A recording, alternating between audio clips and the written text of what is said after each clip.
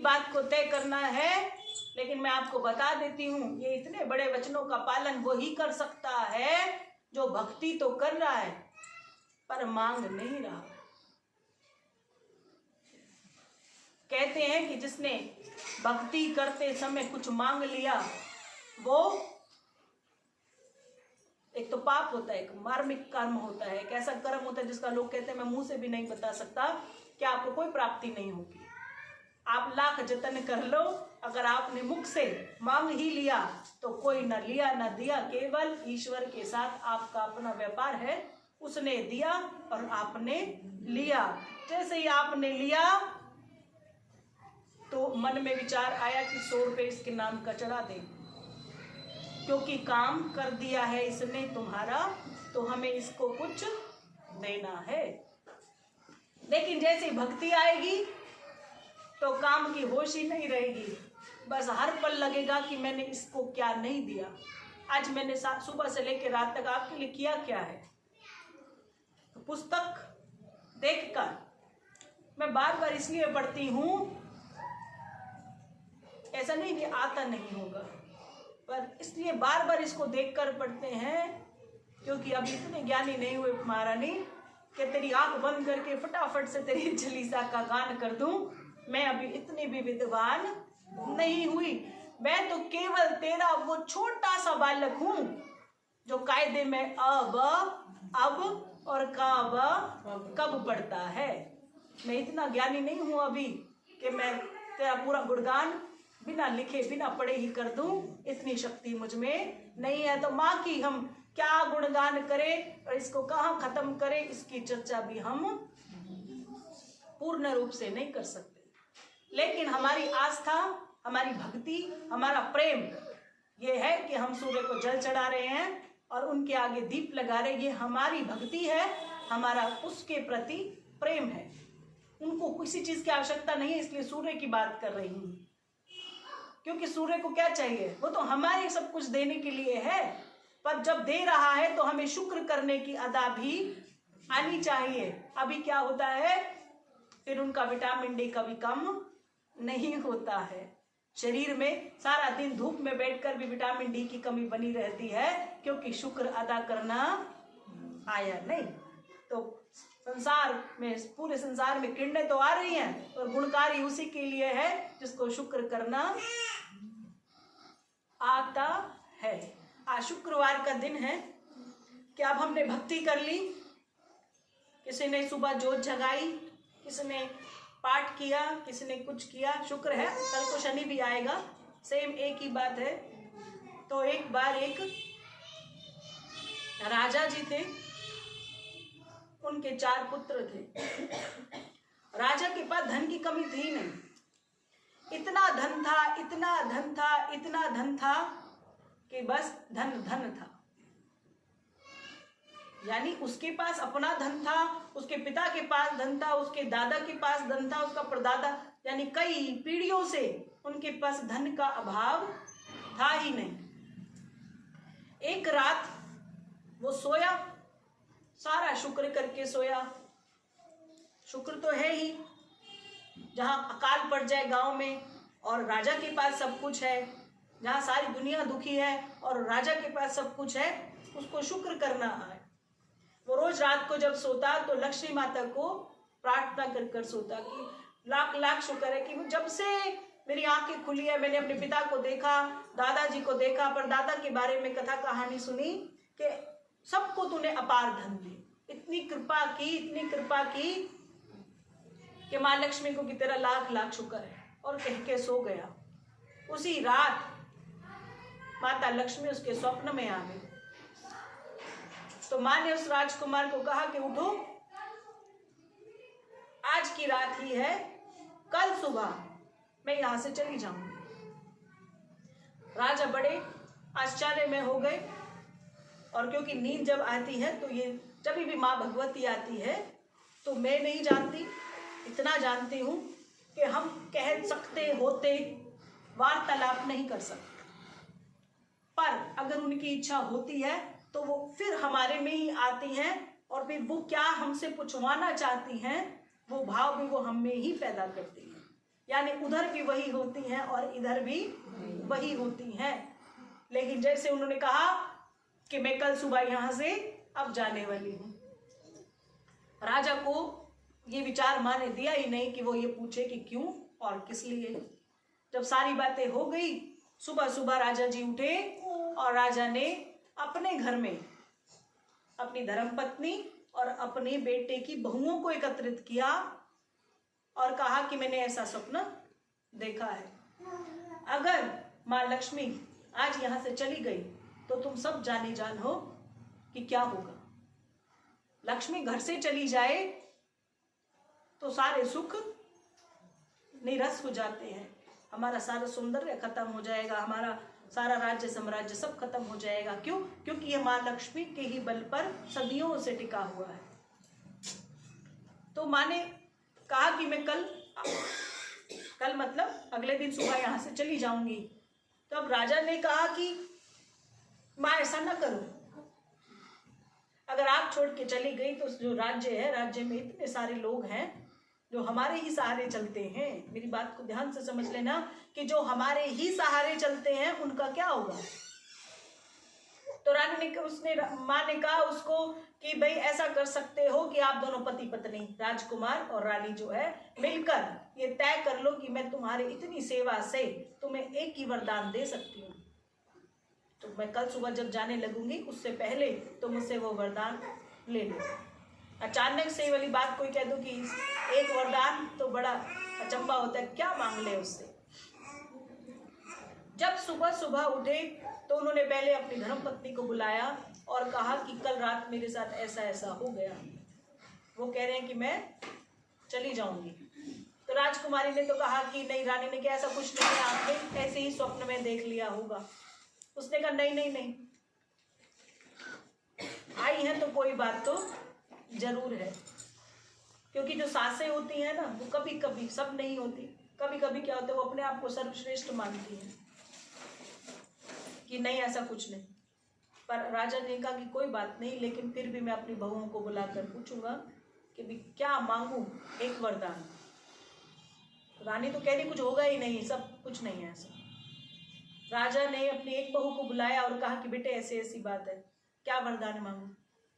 जो बड़ी रानी थी, बहू थी उनकी, उन्होंने कहा कि पिताजी ऐसे करो, उन्हें ना 5-7 जन्म का धन मांग लो। तो राजा ने कहा ठीक है मांग लेता हूँ, 5 या 7। तो उसने कहा 7 जन्म कह दो। तो उन्होंने कहा फिर 8वें वाली जो कुल होगा वो दरिद्र पैदा होगा, वो तो बिल्कुल भीख मांगेगा कटोरा लेके। तो उसने कहा तब तक हमें क्या करना है, मैं ठीक, मेरा बच्चे वाला कुल ठीक और उसके बच्चे वाला कुल ठीक, आगे की आगे देखे। राजा जी ने कहा कि चलो कोई बात नहीं। फिर उन्होंने अपनी दूसरी बहू को बुलाया, उससे पूछा कि भाई तू बता। उसने कहा कि आप ये मांग लो, ये वाले गांव मांग लो, ये मांग लो, ये। जब सब कुछ हमारे लिखत हमारे पास होगा तो लक्ष्मी माता चली भी जाएगी तो कोई समस्या नहीं है, क्योंकि हमारा सब कुछ लिखा हुआ होगा, कागज हमारे हाथ में होंगे। तो राजा जी ने कहा चलो तेरी बात भी ठीक है। फिर उन्होंने तीसरी बहू को बुलाया।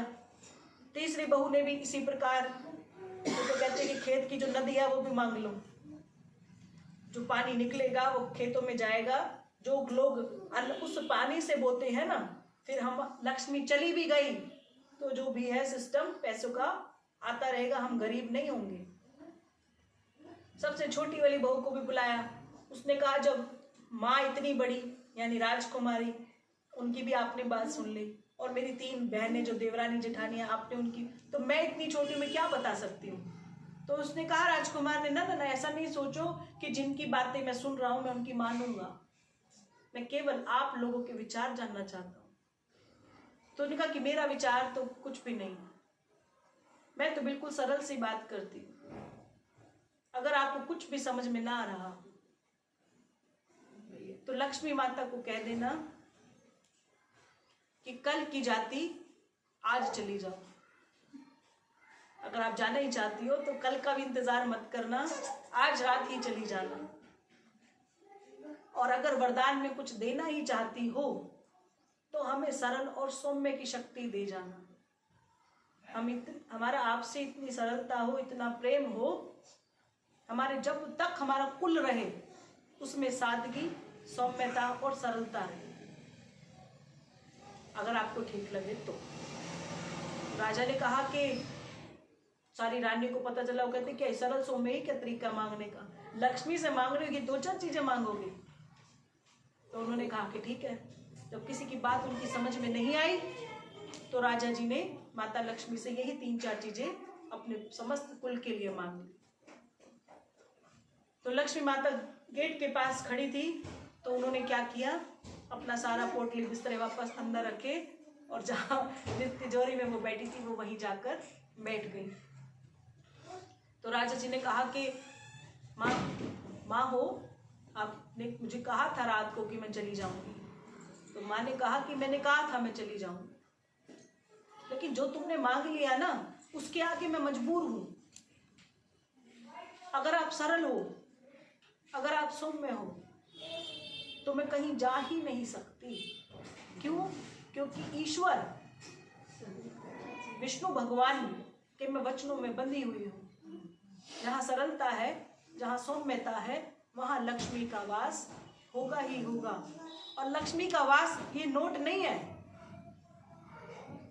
सब लक्ष्मी की पूजा करते समय नोटों की पूजा करते।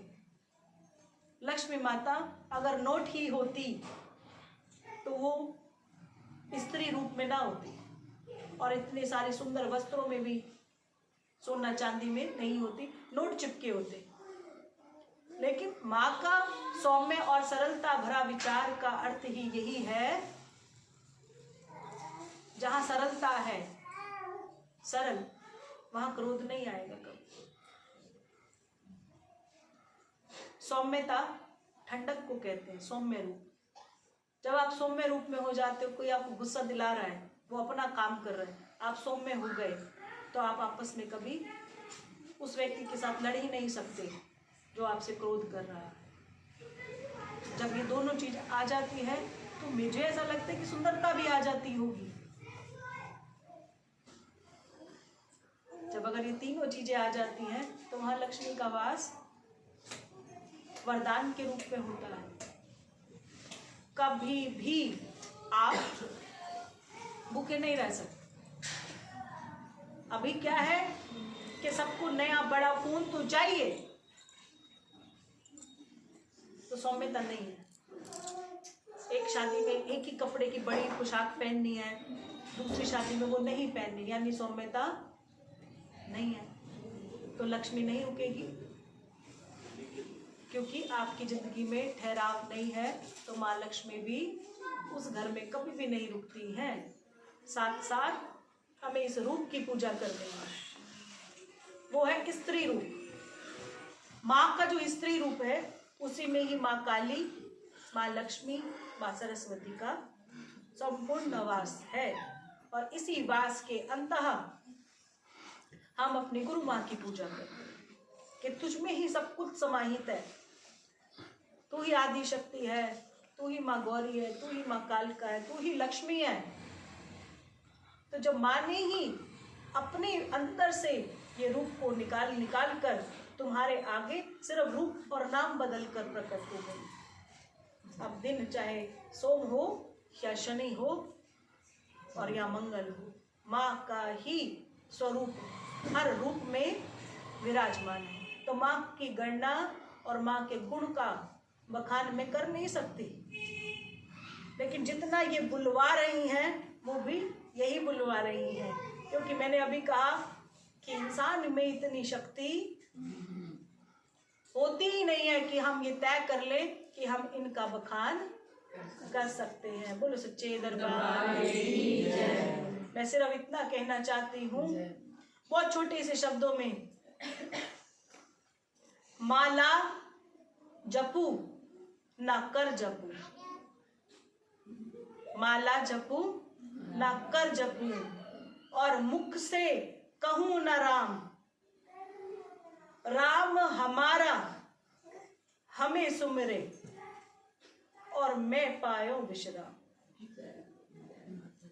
कहो तो दोबारा बोल, कर जपू ना माला जपू। कर क्या होता है सब जानते हैं, उंगलियां होती हैं, हाथ नहीं। तो माला जपूं ना कर जपूं और मुख से कहूं न राम, राम हमारा हमें जपे और मुख पायो विश्राम। ये अंतिम चरण है भक्ति का। ना माला पकड़ूंगी ना कर जपूंगी और मुख से भी राम कहना छोड़ दूंगी, क्योंकि अब तो मुझे जपोगे, अब मैं कुछ नहीं जपने वाली। क्योंकि ये घमंड नहीं है कि मैंने आपको उस दिन कहा था कि कुछ ऐसा करो कि मैं तेरे सपनों में आऊं।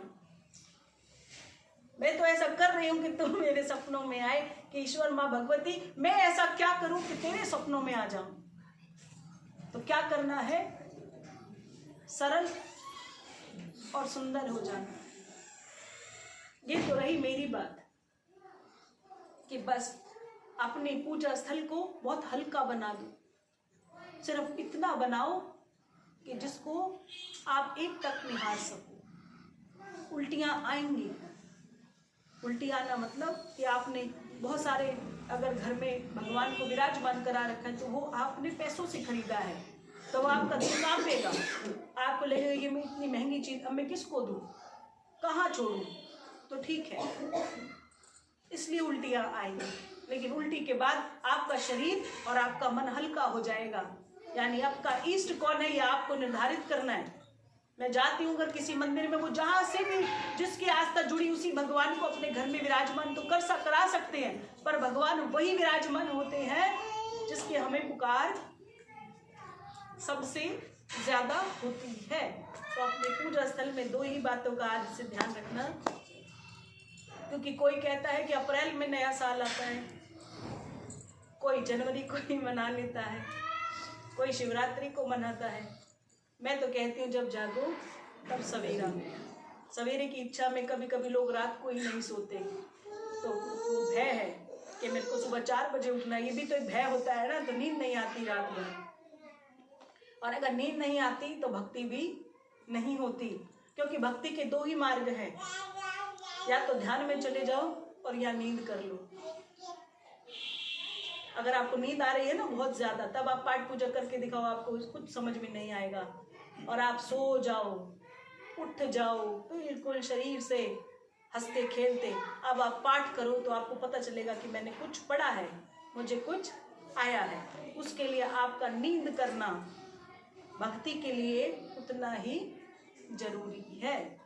तो हमें ऐसी भक्ति करनी है कि चाहे सालों साल लग जाए, लेकिन एक दिन ऐसा आए कि ईश्वर भी हमें जप ले, ईश्वर भी हमें जपे कि हम उसके संतान हैं, हम उनकी औलाद हैं, वो भी हमें ध्यान में अब रखने लग जाए। तो होना क्या है? सुनना। अब ये तो सारी बातें थी हमारी, जिसको हमने 2 बातों में बोल दी। कल से, परसों से, तरसों से, लास्ट ऊपर से लास्ट 1 तारीख से, 2 तारीख से, जब आपका मन करे, जब आपको अच्छा लगे, समय लगे, अपने आप को एक निर्णय देने लग जाओ, अपना संकल्प लो कि आप क्या करना चाहते हो। अगर आपको भक्ति पथ पकड़ना है, अब भी कह रहे हैं तो पकड़ लेना, और पकड़ना ही नहीं है तो सारी बातें यहीं आरामदायक स्थिति में आती हैं। लास्ट में कहते हैं सबको शांति शांति शांति। तो हम तो जब मरेंगे तभी कह देंगे कि शांति शांति शांति। ना कुछ लेकर जाना है और ना ही हमने कुछ छोड़ना है। यानी हम क्या इकट्ठा करके ले जाएंगे अपने साथ? ये धन जो हम यहाँ अब कमा रहे हैं। नोट का तो एक सिक्का भी गद्दे के तकिए के नीचे रहेगा और आपसे आवाज़ नहीं निकलेगी और आप किसी को बुला के कहोगे कि वहाँ वाला तू ले लियो। इतने साल तो मैंने संभाला, पर आज ये तेरा है। तो मैंने कुछ नहीं संभालना, और जो जमा पूंजी अब कर रहे हैं वो हमारे साथ चिपकी हुई है, वो जाएगी ही जाएगी। अब सब कहेंगे कि भैया जीते जी तो इतने कष्ट है, घर जाएंगे इतने कष्ट है, तो अभी क्या करें? अब बच्चे की यूनिफॉर्म तो पैसे से आएगी, और मैया जी कह रही है कि भक्ति को कमाओ। तो जब आप भक्ति कमा लेते हो तब धन की कमी आती ही नहीं है। क्यों नहीं आती? धन की कमी क्यों नहीं आती? कौन दे जाएगा? कहाँ से आएगा धन? वो कहती मेरा बेटा 8,000 कमाता है माता जी, घर का गुजारा नहीं हो रहा। तो मैंने पूछा फिर तू मुझसे क्या चाहती है? तो साथ वाली बोली कि इनके घर में जो है ना तकलीफें बहुत ज्यादा, बीमारियां बहुत ज्यादा, पैसे इधर उधर ज्यादा लग जाते हैं। तो जब भक्ति करते हैं तब बीमार नहीं होते, और अगर थोड़े बहुत हो भी जाते हैं तो माँ उसे सहने की शक्ति दे देती है। जो अज्ञान बच्चे होते हैं वो जरा सा गला खराब होता है तो डॉक्टर के पास जाते हैं, 500 रुपये की पर्ची कटवा देती है। तो कहीं ना कहीं तो धन को जाना ही है, क्योंकि माँ ने, लक्ष्मी माँ ने कहा कि भी मैं रुकती कहीं भी नहीं हूँ, तुमने आज मुझे रोक भी लिया, फिर मैं 2-4 जन्म के बाद फिर मैं कहूंगी कि भाई आज मेरे को यहाँ से जाना है। अगर आपको जाना ही है तो ये आपको तय करना है कि आपको जब तक क्या करना है। कर सकते हैं, हमारे वचन है कि हमने खुद के अंदर पहले धारण किया है, इसलिए विरक्तता अब आ गई। किसी के ऊपर आसक्त है ही नहीं कि कोई हमें क्या देगा।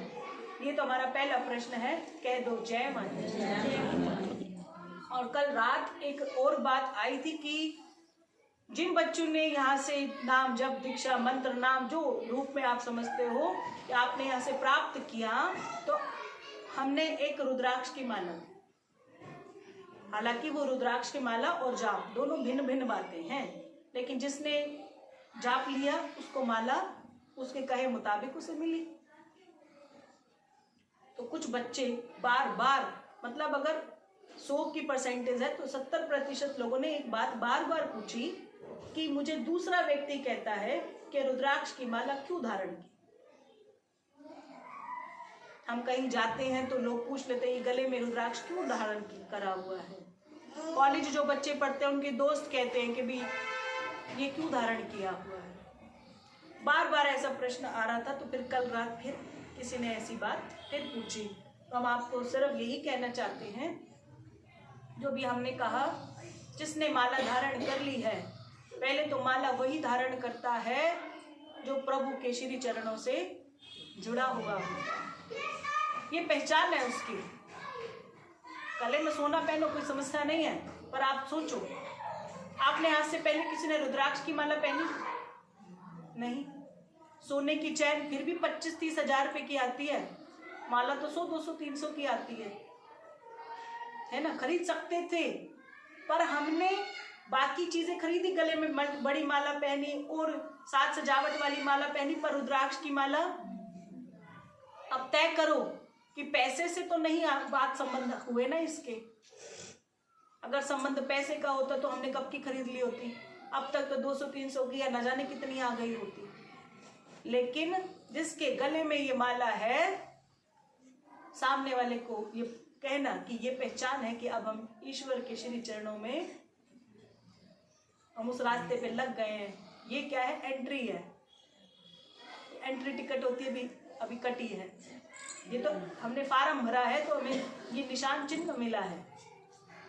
अभी कोई मर आ जाए कुछ हो तो फटाफट गले में देखेंगे, लगता है ये भगवान का कहीं तो भक्त जरूर होगा। कोई मर आ जाए हम तुम में से तो फटाफट देख लेंगे, कहेंगे माला पहनी हुई है इसने, तो इसकी मिट्टी की थोड़ी इज्जत कर लो। ऐसे रुल्ले मत देना। पहली पहचान है ये। तो लोग खामा बच्चे डरते कि माँ लोग पूछेंगे, तो लोग जो पूछेंगे उसका उत्तर हम तुम्हें आज दे रहे हैं। क्या आज से पहले नहीं पहनी क्योंकि उसकी आज्ञा नहीं हुई।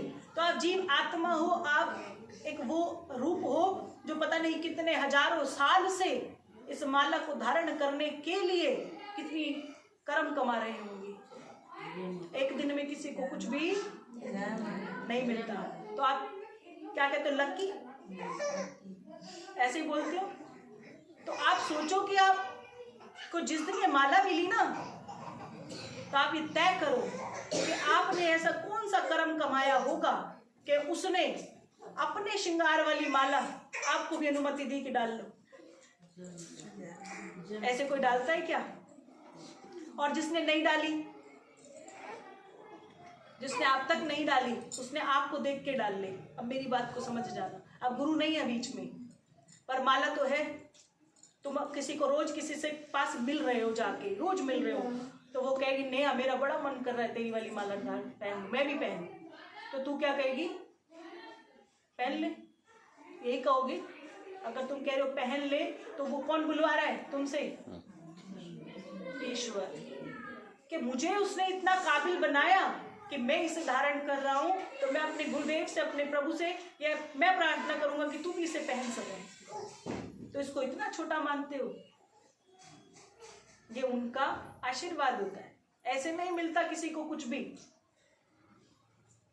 जब गले में धारण करा तो उसने आपको अपना जीव अब स्वीकार कर दिया कि अब तुम अनाथ, अब तुम्हें उन्होंने चिन्ह दे दिया, अपना नाम दे दिया, तो आप नामधारी हो गए। जयकारा है भोलेनाथ जी की, बोल साचे दरबार की। ऐसे ही जयकारा लगाते पता नहीं चलता कि का बोलना है या नहीं बोलना है। बस जय दरबार की। इसका मतलब क्या है? पहली बात तो जब आपने गले में माला पहनाई तो हमने तुम्हें कहा कि तुम इसे धारण करो, और धारण करने के बाद क्या कहा गया कि इसका सम्मान अवश्य करो। कोई आपसे कहे तो ये माला नहीं है प्रभु जी, ये तो उसका भरोसा है। माँ लड़ लड़ कर तुमसे, तुम्हारे लिए मांगती है। हर घर की माँ अपने घर वाले से लड़ लड़ कर तुम्हारे लिए कुछ मांगती है, तो शुक्र अदा किसका करते हैं? महारानी का। बिना माँ के और तुम्हें कुछ नहीं मिल सकता, याद रखना मेरी इस बात को। और अभी हम अपनी बात को खत्म नहीं कर रहे हैं। तो जब उस माला को जो धारण करता है तो वो आपको ये याद दिलाती है कि मेरी माँ आदि शक्ति, जिसने शिव की अपार साधना कर शिव को पाया है, तो आप पहले साधना के लायक बनो, तब का और की का फर्क भूल जाओगे। अभी तो हम साधना में गए ही नहीं हैं। और साधना मतलब रात को 2 बजे जागना नहीं है, खुद को साधना है। पहले महारानी को इतना अनुकूल बनाओ, खुद को माँ के इतना अनुकूल बनाओ कि माँ को ये तय करना पड़े कि हम उनके लिए कितना उनके आगे खड़े हो सकते हैं, कितना हमारे अंदर जागृति और तप की प्राप्ति हो गई है। तब हम सोचेंगे कि हम का में हैं कि की में हैं। अभी तक हम नहीं कुछ तय कर पाएंगे। तो ये माला के 2 गुण हमने आपको बता दिए। एक तो उनकी कृपा के बगैर ये धारण नहीं कर सकते, और दूसरा ये आपको आपके गुरु की याद दिलाता है। गले में आपने रुद्राक्ष धारण किया, कहीं लड़ने मत लग जाना। कहीं लड़ाई हो रही हो तो समझ लेना कि ये आपकी सुन रही है। मैं नहीं सुन रही, मेरे कान, मैं तो बहरी हूँ, मैं तो अंधी, मुझे नहीं दिखाई दे रहा है, पर जो दिखता है वो देख लेता है। वो कहता है 2 घंटे जाप नहीं करा और अब जब लड़ने की बारी आई तो सबसे आगे आ गई। मतलब तू नहीं लड़ी है, तूने मेरा मान घटा दिया। यानी कहीं भी मुख से तेज आवाज, या फिर 1 मिनट रुक जा भाई, मैं माला उतार के आती हूँ, है ना। और मेरे को ऐसे माला को फेंकना नहीं है, तो मैं आसन पे रखूंगी, उनसे लेके आओ अनुमति कि मैं लड़ने जाऊं। इसलिए तू आ जाएगी, भगवान बैठ जा चुप करके, कहाँ लड़ने जा रही है। तो ऐसे लड़ना ही नहीं है। जब लड़ना भी हो तो उनसे अनुमति लेके लड़ने जाना। ये माला का तीसरा रूप है। चौथा, ये किसने कहा कि रुद्राक्ष पहनना वैराग्य धारण करने के बराबर है, वैराग्य आ जाता है। तो मैंने कहा कि वैराग्य नहीं आता, विरक्ति आ जाती है। विरक्ति मतलब माँ पार्वती राजकुमारी थी, प्रभु ने ऐसा क्या दे दिया, आज भी पहाड़ों पर बैठी हैं। क्या दे दी? विरक्ति दे दी। इतनी तृप्ति दे दी शरीर के अंदर। एक बार इच्छा हुई कि भैया मेरे को महल बनवा के दो, भोलेनाथ ने कहा ले ले भाई। एक रात न सो सकी उसमें, क्योंकि प्रभु ने एक दिन में माँ को आदि शक्ति नहीं बनाया। उन्होंने बताया कि तुम भी उन्हीं में से ही हो। जब भोलेनाथ ने माँ को एक रात सोने की लंका में सोने नहीं दिया, तो तुम किस खेत की मूली हो कि जब कोई भक्ति करते हो तो सोने की लंका जैसा कुछ मांगते हो। तो प्रभु नहीं देने देंगे, याद रखना मेरी बात को। अब तुम सोचो कि सिर्फ भोलेनाथ भोलेनाथ करेंगे और सब कुछ पा लेंगे। सिर्फ वो विरक्ति दे सकते हैं कि जो आपके पास उन्होंने, माँ ने अपनी इच्छा से आपको दिया है, आप उसका शुक्र अदा करो। और जितना कुछ दिया है अभी तो उसने जो दे रखा है ना, आपने उसका इस्तेमाल भी कभी किया नहीं है। कह दो सच्चे दरबार की। और इस बात को पूर्ण रूप से पूर्ण विराम लगाने के लिए सिर्फ एक बात और बोल दूं कि गुरु जो करता है वो शिष्य को करना नहीं चाहिए, और गुरु जो कहता है वो शिष्य को कभी छोड़ना नहीं चाहिए। आई समझ में? यानी किसने कह दिया माँ रात को पाठ करती है, तो कोई दूसरा बच्चा कहे अच्छा माँ भी रात को करती है, मैं भी कर लूँ। तो जो गुरु करता है वो शिष्य को कभी नहीं करना चाहिए, और जो कह रहा हूँ उसको कभी छोड़ना नहीं चाहिए। जो मुख से निकली हुई बात है वो आपके लिए है, और जो आदेश है वो ऊपर से हमारे लिए है। तो जब तक आप कहीं बात पर चलते रहोगे तो मेरे नहीं, आप कहीं ना कहीं किसी भी रूप में गुरु तत्व से जुड़कर और शिष्य होने के गुण को पैदा करते चले जाओगे। तो कभी नहीं सोचना कि हम गिरते समय कह देते हैं कि जय भोलेनाथ, तो तुम सोचो कि भैया माँ बड़ा जय भोलेनाथ कर रही है, पता नहीं क्या भोलेनाथ उसे दे रहे हैं। तो मैंने कहा कि अगर आज अभी कह दूं सर्व कल्याण हो जाएगा, सब 2-2 लड्डू माँ के नाम के निकाल दो, बुरा मत मानना, निकाल ही दोगे, क्योंकि तुम अपना कल्याण चाहते हो। और 2 लड्डू कितने के आते हैं? 10 रुपए के खरीदते हैं, इसलिए पता है। और अगर आज कहूं कि ये सब कुछ छोड़ छाड़ दो और माँ को प्रसन्न कर लो, तो कर दोगे? कह दो घर छोड़ दो, परिवार छोड़ दो, रिश्ते छोड़ दो, नातेदार छोड़ दो, तुम्हारा बच्चा भी गिर रहा है तो परवाह मत करना, कभी मत कहना कि पास हो गया, कभी मत पूछना फेल हो गया, कुछ नहीं करना। कितना मुश्किल हो जाएगा ना। से यस एंड नो, हाँ या ना। पूछ रही हूँ, आसान है या मुश्किल है? बहुत मुश्किल है। हाँ, उसने सही जवाब दिया कि बहुत मुश्किल है। खाली मुश्किल से काम नहीं है कि बहुत मुश्किल है।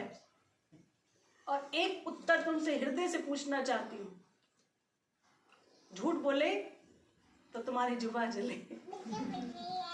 तुम सबको मेरे साथ जुड़े हुए किसी को 1 साल 2 साल 3 साल हुआ होंगे, तो कहते हैं कि सर्वत्र शक्ति होती है, शक्ति है, ऊर्जा का स्रोत है, जिससे आप सब किसी न किसी नाते जुड़ रहे हो। इसमें तो कुछ बच्चे ऐसे ही हैं जिन्होंने यहाँ के कम से कम 4 से 5 जागरण, 4 से 5 चौकियाँ और माँ के बहुत सारे भजन और बहुत सारे पाठ, निरंतर वो सब इस चीज से जुड़े हुए हैं। ऐसे बहुत सारे बच्चे यहाँ बैठे हैं। तो हम तुम्हें पहले अच्छे लगते थे या आज?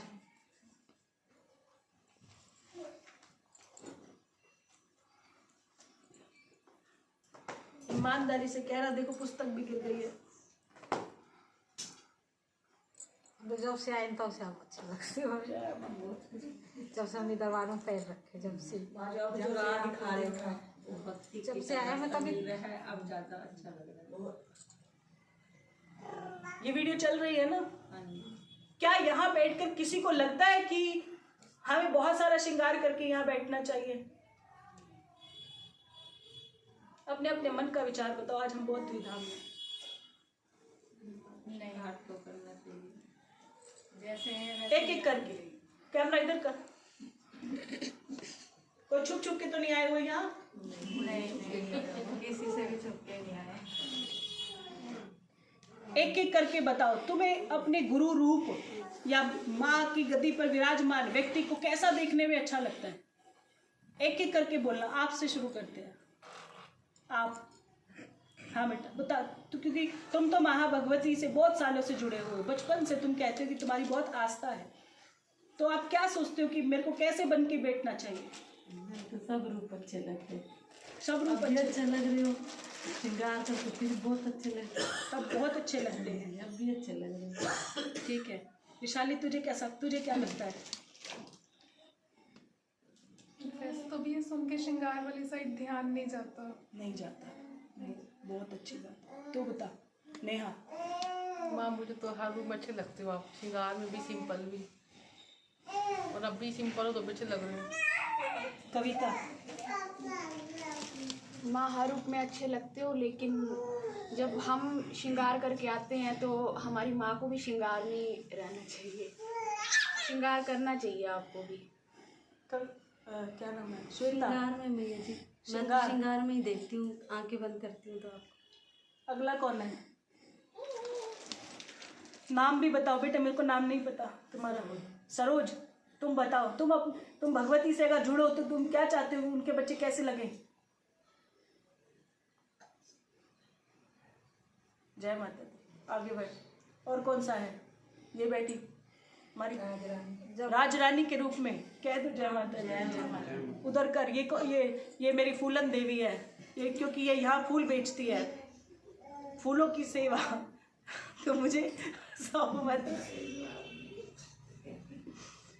मैं इतनी खुश हूँ आज कि इसने ये फूलों की माला भेजी। तो हमने कहा कि यहाँ इतने सारे लोग आते हैं, अगर कोई यहाँ एक थैली मिश्री भी चढ़ाता है ना तो आंख उठा लेता है।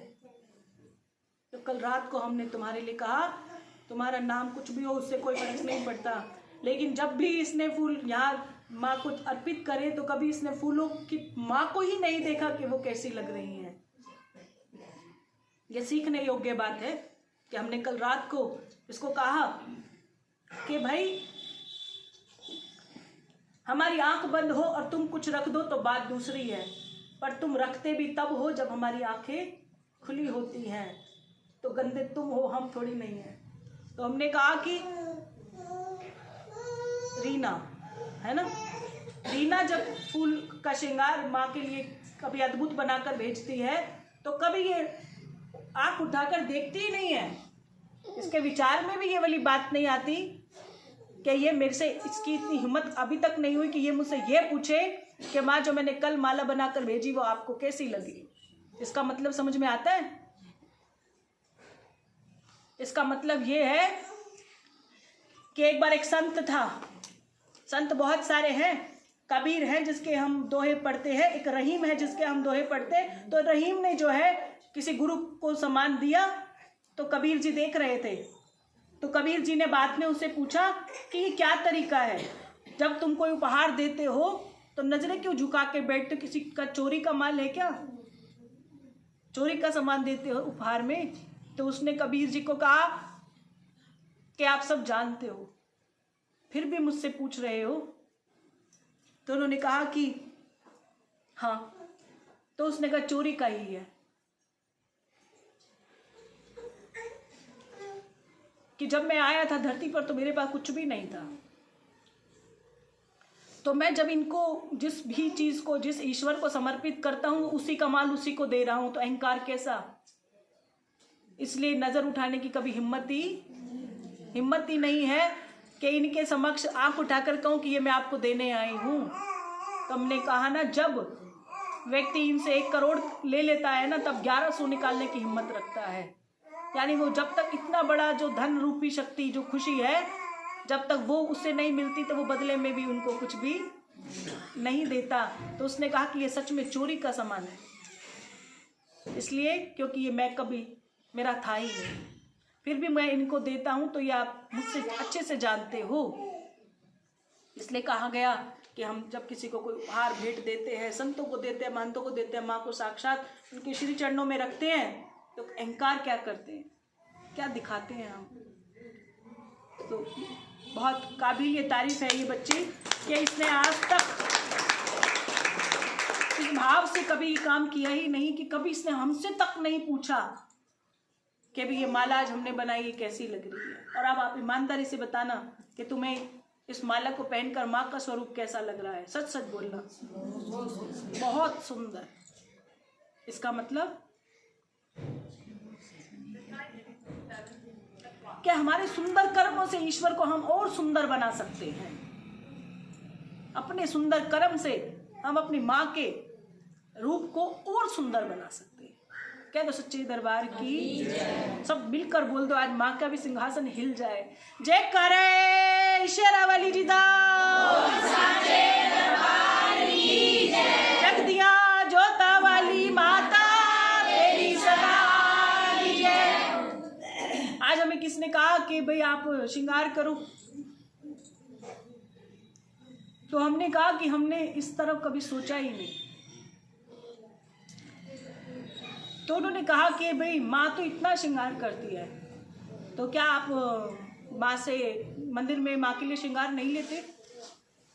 तो हमने कहा कि घट घट वासी है प्रभु, घट घट में माँ का वास है, सब में नहीं कह रहे हैं। अब तुम में से अगर कोई अपने कर्मों से हीन हो तो तुम्हारे में अभी माँ का वास नहीं हुआ है, लेकिन अगर आप कर्मों से बहुत उच्च हो गए तो माँ की कोई भी श्रृंगार रूप वस्तु तुम्हें देने में मेरा मन कभी हिचकिचाया नहीं है। मैंने 4 साल में कभी किसी को यहाँ से कुछ नहीं दिया था, लेकिन 5वें साल में जितना हमने 4 साल का संजोया था हमने सब कुछ दे दिया था। इसका मतलब ही यही है।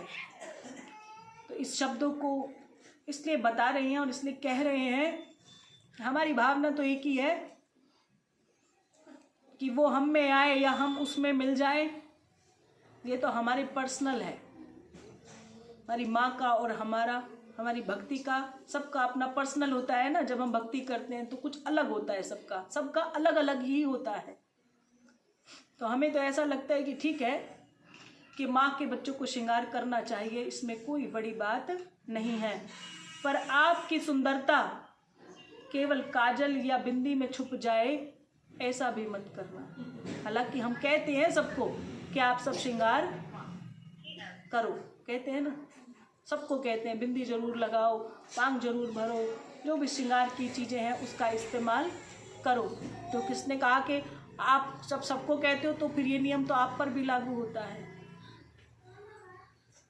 तो हम सिर्फ इतना कहना चाहते हैं कि हमें मनाही किसी चीज़ की भी नहीं है।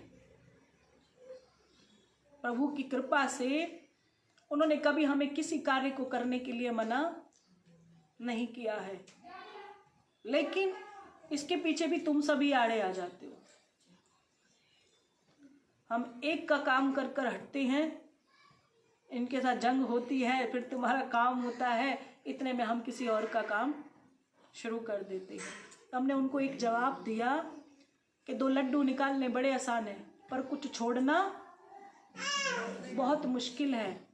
और हमारे लिए इसलिए इतना आसान है क्योंकि ये काम भी हम खुद नहीं करते हैं, वो हमसे खेलती हैं, हमारे साथ कराती हैं, हमसे हमारी भी परीक्षा होती है, हमसे भी खेलती हैं ना, देखती हैं कि ये कितने भाव से उतर गई, कहीं इसको अभी भी इस भाव के अंदर घुसने में डर तो नहीं लग रहा कि पानी मेरे हलक में ना आ जाए।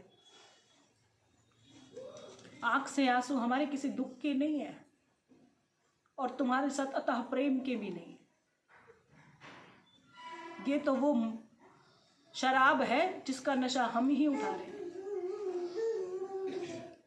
तो ये मांगना पिछले 4 सालों में सबने बहुत मांगा और मिलेगा, आगे भी मिलेगा, ऐसा घबराना नहीं है कि आप कुछ मांगेंगे तो कुछ मिलेगा नहीं, भरपूर देगी। लेकिन अब तुम्हारी पात्रता का जन्म का समय है, सिर्फ उसको बना के रखना है। ये नहीं कह रहे कि कल से प्याज छोड़ दो, लहसुन छोड़ दो, सिर्फ हमने कहा जो गुरु करे वो नहीं करना और जो गुरु कहे उसे जरूर करना है। कोई लड़ाई नहीं, कोई ऊंची आवाज में बात नहीं। आज से घट का संसार में एक छोटा सा जीव है ना, वो भी तुम्हारा मित्र है। कसम खाकर उठना यहाँ से, बोलो सच्चे दरबार की। सबको मित्र बनाकर उठना है। मतलब किसी को देख रहे हैं वो आपसे नहीं बोल रहा और आपको जाकर बोलना, ऐसा नहीं कह रहे हैं, पर उसको देखते समय आपकी आंखों में उसके लिए घृणा, उसके लिए नफरत नहीं होनी चाहिए। अगर जब तक ऐसा नहीं करोगे, वहां तक पहुंचना तो बहुत बड़ी बात है। हर कोई भक्ति कर रहा है, उसे स्वर्ग में जाना है। तो प्रभु ने कहा कि मैं तो नरक में वास करता हूँ। अपने किसी प्रेमी को कह दिया कि मैं स्वर्ग में नहीं हूँ, मैं तो नरक में वास करता हूँ। तो जो षड्यंत्र वाले लोग होते हैं वो कहते हैं अच्छा हमने तो स्वर्ग जाना था, तो उसका मतलब हम गलत जगह पर आ गए। और जिसको कहा अच्छा प्रभु आप नरक में रहते हो तो मैं तो आपके साथ रहना चाहता हूँ। आपका स्वर्ग में वास है तो भी, आपका नरक में वास है तो भी, मैं स्वर्ग को या नरक को नहीं जानता हूँ, मैं तो वहाँ जानता हूँ आप जहाँ पर हो वो मेरे लिए स्वर्ग है। तो यहाँ पर क्या 4 दिन आएंगे, समझो कोई कुछ अटपटी कहानी हुई तो नहीं आएंगे, क्योंकि अच्छा ये तो वो है ही नहीं जगह। हमने तो सोचा था अंदर कुछ सिक्का डालेंगे, 11 रुपये रखेंगे और बाहर जाते ही वरना मशीन में से नीचे से बहुत सारे पैसे आएंगे कि वो वाला स्वर्ग है। मैं हाथ जोड़कर कहती हूँ ये वो स्वर्ग है ही नहीं। हम तो इनके पीछे पीछे दोनों के चल रहे हैं, जहाँ ये रहे वहीं सब कुछ है। बस भक्ति इतनी अड़िग करो आज के बाद, इसलिए कहा ऐसा ना हो कि कहीं पता चले कहीं और जाके ठुमक ठुमक कर रहे हैं। अगर यहाँ से भी तृप्ति नहीं हुई तो पूरे ब्रह्मांड के चक्कर 3 बार लगा लेना तो भी कुछ भी मिलेगा नहीं, क्योंकि हमें संसार नहीं देखा। आपका हम सबका संसार अगर है तो यही है, और अगर यहाँ भी नहीं है तो फिर कहीं भी नहीं है। चेक करें शेरा वाली जिदा जगदिया जोता वाली माता तेरी सदा ही जय हो। सुंदर सुंदर यात्रा थोड़े दिनों में माँ वैष्णो देवी की हमारे यहाँ से चलेगी। बहुत अच्छे अच्छे से विचार करके जल्दी जल्दी नाम, ठीक है बेटे, पीछे बैठकर एक पेज पर लिखने शुरू कर देना। कौन सा महीना चल रहा है? खत्म। मार्च के अंदर अंदर जिसने जो भी नाम करवाना है वो कराते चले जाना। जिसका नाम और जिसके उसके यात्रा की खर्ची आएगी वो वापस नहीं होगी। व्यक्ति साथ बाद में चले और या फिर वो ना चले, वो उसकी सेवा है वो तो लगेगी ही लगेगी। इसलिए बड़ा सोच विचार कर आराम से हम तो चाहेंगे कि चलो वहाँ ऐसी यात्रा होगी कि फिर तुम जिंदगी में कहोगे कि फिर कभी आए या ना आए। इसी बार ऐसा भरपूर आनंद दे देंगे कि सबका कल्याण कल्याण, भक्ति के मार्ग पर कल्याण। धन का मार्ग तो हमारे पास ही धन नहीं, हम क्या देंगे तुम्हें। बोलो सच्चे दरबार की। एक एक करके आए। जिसने प्रसाद लेना हो, आशीर्वाद लेना हो, वो एक एक करके आए। फिर भी जिसको कोई बातचीत करनी हो वो बीच बीच में आ जाए। जय माता दी, जय माता दी, बोलो सच्चे दरबार की जय हो।